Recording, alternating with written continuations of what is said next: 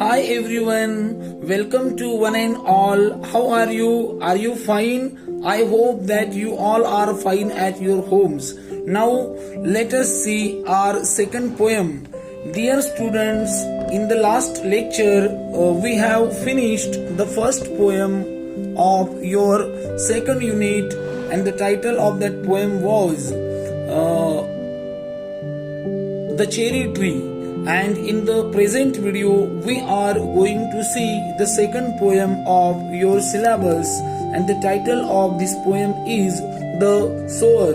विद्यार्थी मित्र हो, मागच्या तासात आपण चेरी ट्री ही कविता बघितली होती, आणि आजच्या या व्हिडिओच्या माध्यमातून आपण तुमच्या इयत्ता 11वी इंग्रजीतील युनिट नंबर 2 मधील दुसरी कविता बघणार आहोत. आणि या कवितेचं शीर्षक आहे द सोवर. सोवर म्हणजे काय? शेती करणारा म्हणजे शेतकरी किंवा पेरणी करणारा शेतकरी. Let me introduce you about the poet. The poem was already or actually written in French by Victor Hugo. He was a French romantic poet and he was a French author. He was novelist, dramatist. म्हणजे प्रस्तुत कविता जी आहे ही खऱ्या अर्थाने French भाषेमध्ये लिहिण्यात आलेली आहे, आणि ही कविता ज्यांनी लिहिलेली आहे ते विक्टर ह्युगो हे कवी फ्रेंच रोमॅन्टिक कवी म्हणून ओळखले जातात. ते कादंबरीकार देखील आहेत, ते नाटककार देखील आहेत, आणि त्यांनी लिहिलेली ती फ्रेंच कविता भारतीय कवयित्री तोरुलता दत्त यांनी ट्रान्सलेट केलेली आहे. समजलं? जास्त माहिती काही मी सांगत नाही. Torulata Dutt was the first Indian woman who writes in English, and she has translated this present poem. The Sower ही कविता तोरुलता दत्त यांनी ट्रान्सलेट केलेली आहे इंग्रजीमध्ये, आणि तोरुलता दत्त ह्या भारतामधील इंग्रजी साहित्य निर्मिती करणाऱ्या पहिल्या महिला होत्या. असो, I hope this is enough information. ही एवढी माहिती भरपूर झाली असं मला वाटतं. आपण आता कवितेबद्दल बघू. थीम ऑफ द पोएम म्हणजे नेमकं कवीला काय म्हणायचं आहे ते मी तुम्हाला थोडक्यात सांगतो. The sower describes a farmer who is seen in the dusk, all ready to sow. He has seen bad harvests, but he optimistically toils to raise the next crop. या कवितेमध्ये एक शेतकरी निसर्ग जरी शेतकऱ्याच्या मदतीला धावून काही वेळेला येत नसला किंवा निसर्ग जरी साथ देत नसला तरी शेतकरी निराश न होता कशा प्रकारे दुसऱ्या पिकाची तयारी करतो, कशा प्रकारे त्याचं कार्य अखंडित ठेवतो, हे या कवितेच्या माध्यमातून दाखवण्यात आलेलं आहे.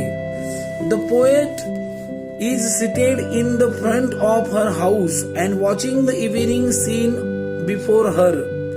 शी मीन्स द पोएट, कवयित्री ही तिच्या घराच्या वरांड्यावर बसून त्या शेतकऱ्याचं सर्व काम बघत आहे. सायंकाळची वेळ आहे, किती आशावादी राहून शेतकरी काम करत आहे हे या कवितेतून कवीने वर्णन केलेलं आहे. तर अशा प्रकारे या कवितेची ही थीम आपल्याला थोडक्यात सांगता येईल. In short, the big image of farmer is portrayed by the poet.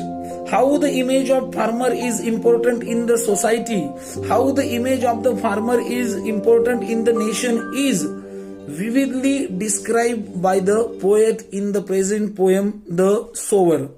शेतकरी हा किती महत्वाचा आहे, शेतकरी किती कष्टाळू असतो, शेतकरी कसं कष्ट करतो हे या कवितेच्या माध्यमातून कवीने सांगितलेलं आहे.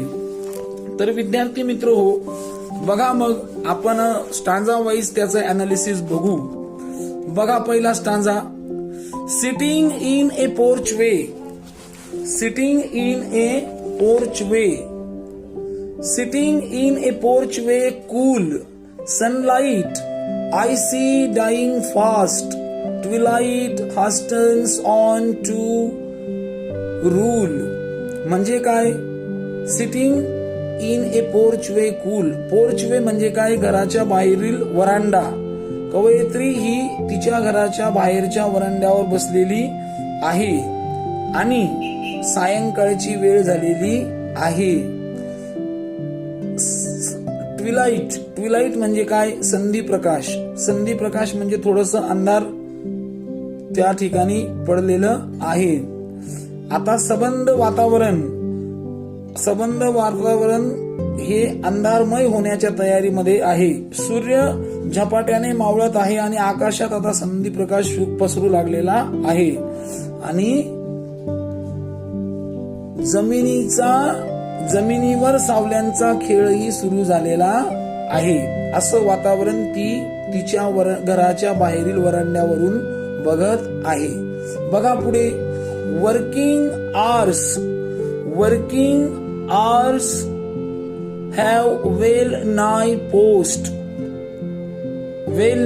passed. Shadows run across the lands, but a sober lingers still. म्हणजे काय? वेल नाय म्हणजे काय? जवळपास संपलेला. म्हणजे काम करण्याचे जे तास आहेत, काम करण्याची जी वेळ आहे ती जवळपास संपलेली आहे. पण तरी सुद्धा जो शेतकरी आहे तो त्याच्या शेतामध्ये रेंगाळत आहे. लिंगर्स म्हणजे रेंगाळणे, पण रेंगाळणे इथे शब्दशः त्याचा अर्थ न घेता रेंगाळणे म्हणजे तो काम करत आहे. सायंकाळ झाल्यानंतर आपण काम करतो का शेतात? नाही, पण हा शेतकरी काम करत आहे. Old in rugs her patience he patience stands looking on. I feel a thrill. Black and high, his silhouette dominates the furrows deep. आता इथे कवीला काय म्हणायचं आहे की ज्या पद्धतीने शेतकरी शेतामध्ये काम करत आहे तो कसा आहे, त्याची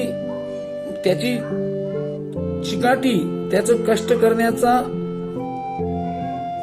भाव हा कवयित्रीने पाहिलेला आहे.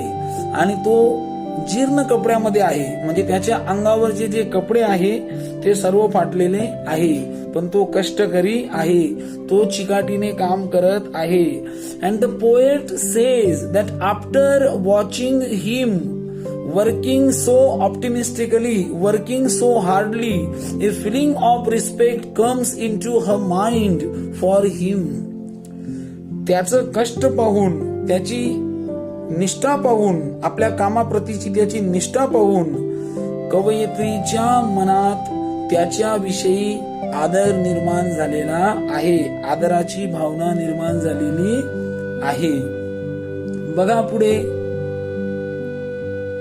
Now to sow the task is set. Soon shall come a time to reap. Now in these two lines we get optimistic tone, because the poetess says that though the farmer has confronted some difficulties in his farm regarding crops, but he is ready to set for another crop. मागच्या पिकामध्ये त्याला काही नुकसान झालं असेल, मागे निसर्गाने साथ दिली नसेल, पण तरी सुद्धा त्या गोष्टीचा बाहू न करता, त्या गोष्टीबद्दल निराशा व्यक्त न करता तो पुढील पीक येण्यासाठी प्रयत्नवादी आहे, आशावादी आहे आणि त्याच्यासाठी तो काम करत आहे. बिकॉज ही नोज, कारण त्याला माहिती आहे पेरलं तर उगवेल, आणि म्हणून आशा ठेवून, अपेक्षा ठेवून तो पुनश्च एकदा पेरणीच्या कामाला लागलेला आहे. Marches he along the plain to and fro and scatters wide from his hands the precious grain. आणि आपल्या हातातले धान्याचे मूल्यवान मोती, प्रेशियस म्हणजे मौल्यवान, आपल्या हातातील धान्याचे मूल्यवान मोती तो जमिनीत पसरवत पुढे जात आहे. त्याचे हे काम कवयित्री गर्क होऊन पाहते. गर्क होऊन पाहते म्हणजे चित्त लावून पाहते. म्हणजे धान्याचे मोती तो पेरत आहे. सायंकाळची वेळ झालेली आहे, अंधार पडण्याच्या तयारीत आहे, पण तरी सुद्धा किमान या वेळेला तरी माझं पीक व्यवस्थित येईल आणि मला काहीतरी फायदा होईल, या एका भावनेने, या एका आशेने तो धान्याचे मोती शेतात पेरत जात आहे. बघा पुढे,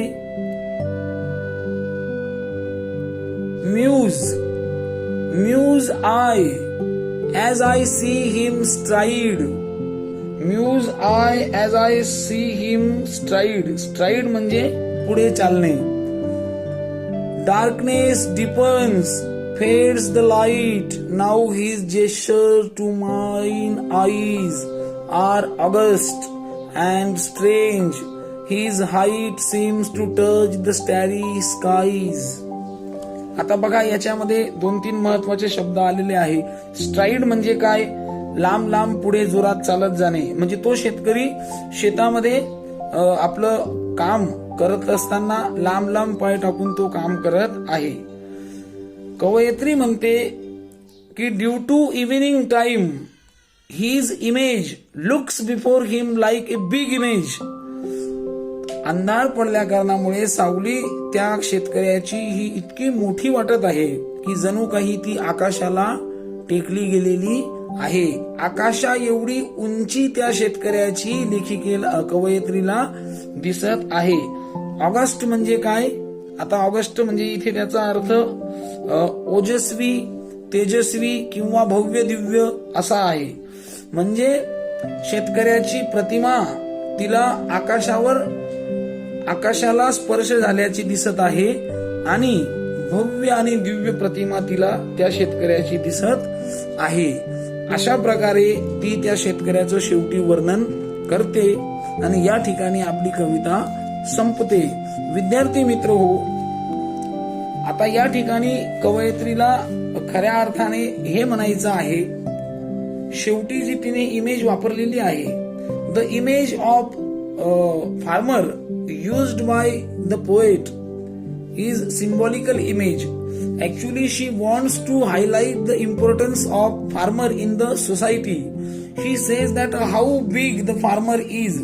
शेतकरी हा कसा जगाचा पोशिंदा आहे, शेतकरी हा कसा जगाचा अन्नदाता आहे आणि म्हणून शेतकऱ्याची इमेज म्हणजे शेतकऱ्याची प्रतिमा, शेतकऱ्याचं अस्तित्व हे इतर लोकांपेक्षा फार भव्य आणि दिव्य असं आहे. हे खऱ्या अर्थाने कवयित्रीला सांगायचं आहे. दुसरी महत्वाची गोष्ट या कवितेतून आपल्याला मेसेज असाही घेता येईल की जीवनामध्ये माणसाने एखाद्या वेळेला अपयश आलं, निराशा आली, अपेक्षित असं यश नाही मिळालं तर निराश न होता कष्ट केलं पाहिजे, पुढचा प्रयत्न केला पाहिजे. And this lesson or this message can be taught from the farmers who consistently work on their farm, spending their money, spending their health, spending their strength, and sometimes they have to face natural calamities like floods, drought, tsunami, heavy rain, etc. These all obstacles are uncertain. म्हणजे काय? शेतकरी हा सातत्याने कष्ट करत असतो, आशेने आपलं भांडवल गुंतवत असतो आणि काही वेळा निसर्गाच्या मनलहरीपणामुळे हातातोंडाशी आलेला घास शेतकऱ्याच्या तोंडातून निघून जातो आणि शेतकरी हवालदिल होतो. अवकाळी पाऊस पडणे किंवा वेगवेगळ्या काही अडचणी असतात. इतक्या साऱ्या संकटांना तोंड देऊन देखील शेतकरी त्याचं कष्ट करण्याचं काम थांबवत नाही. So why do we stop our work due to some one or two failure? मग आपण ज्याही क्षेत्रात असू, विद्यार्थी असाल, शिक्षक असाल, व्यावसायिक असाल, आपल्याला जर का कुठे अपयश आलं, आपल्याला जर का कुठे अडचणी आल्या, तर आपण हवालदिल न होता शेतकऱ्याला आपला आदर्श समजून त्याचा आदर्श डोळ्यासमोर ठेवून आपण सुद्धा आपलं काम केलं पाहिजे. हे खऱ्या अर्थाने कवयित्रीला सांगायचं आहे की कशा प्रकारे the old farmer walks up and down, scatters the seeds methodically under the darkness of the sky. आता या ठिकाणी सुद्धा आपण अर्थ लावू शकतो. सायंकाळचीच वेळ का दाखवलेली आहे? सायंकाळ, the darkness symbolises obstacle, the darkness symbolises problems, difficulties. म्हणजे सायंकाळ किंवा अंधार हे दुःख, निराशा या गोष्टी सूचित करतं. And the working of the farmer in the evening time or in the darkness suggest that no matters how atmosphere becomes or appear before you as a pessimistic, but you should remain optimistic. तुमच्या सभोवतालचे वातावरण जरी निराशावादी असेल तरी तुम्ही आशावादी राहिलं पाहिजे, तुम्ही कष्ट केलं पाहिजे, तुमचं कार्य तुम्ही करत राहिलं पाहिजे. तुम्हाला यश 100% मिळेल. अशा या निराशेच्या वातावरणातून शेतकरी कसा आपलं काम करतो, कशा प्रकारे तो कार्य मग्न आहे, हे कवयित्री सांगते. आणि हे काम करत असताना, हे बघत असताना तिच्या मनात साहजिकच त्याच्याविषयी आदराची भावना निर्माण होते. This poem also gives us a message that each member of society should respect the farmer for their work, for their sacrifice, because no matter how much money we are earning, but we cannot earn grain, we cannot eat foods without the work of farmer. एखाद्याकडे खूप पैसे असतील पण शेतकरी राजा जोपर्यंत शेतात काम करणार नाही, तो जोपर्यंत धान्य पिकवणार नाही, तोपर्यंत ते धान्य मार्केटला येणार नाही आणि आपण ते धान्य खाऊ शकणार नाही.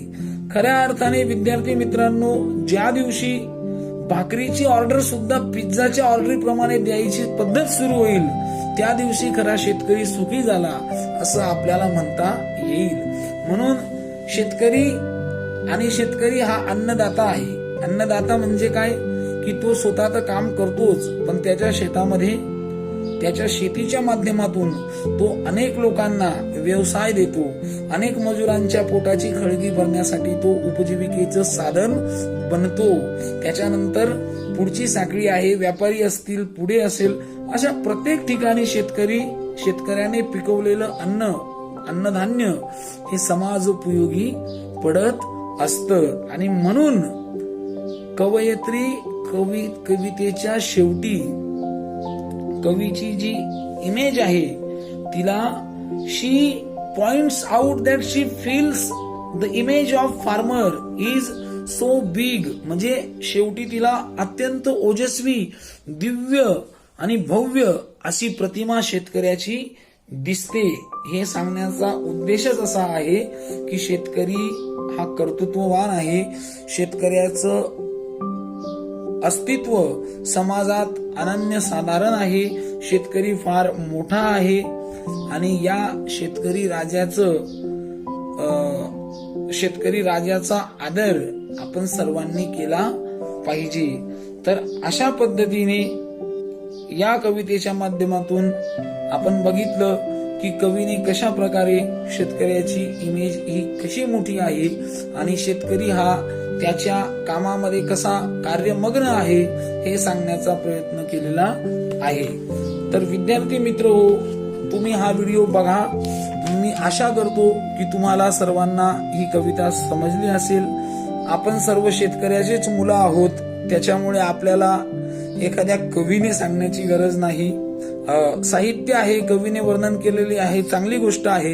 पण आपण मुळातच आदिवासी बहुल भागात राहतो किंवा ग्रामीण भागात राहतो. शेतीशी आपलं जवळचं नातं आहे. त्याच्यामुळे शेतकऱ्याच्या कष्टाची जाणीव देखील आपल्या सर्व विद्यार्थ्यांना आहे आणि ती यापुढेही ठेवावी. शेतकऱ्याच्या कष्टाची जाणीव ठेवणे म्हणजेच त्यात आपण आपल्या आई वडिलांच्याही कष्टाची जाणीव ठेवली पाहिजे, कारण ते देखील आपला प्रमुख व्यवसाय म्हणून शेतीवरतीच अवलंबून आहे. तर अशा प्रकारे ही कविता या ठिकाणी मी संपवतो. तुम्हाला सर्वांना ही समजलीच असेल. तुम्ही सर्वांनी बघा. पुढचा व्हिडिओ लवकरात लवकर तुमच्या समोर सादर करेल. पुढची जी कविता आहे तुमची ती आहे देयर इज अनादर स्काय. ही कविता आपण पुढच्या तासामध्ये बघू. तोपर्यंत तुमची सर्वांची रजा घेतो. घरी राहा, सुरक्षित राहा, अभ्यास करा. धन्यवाद.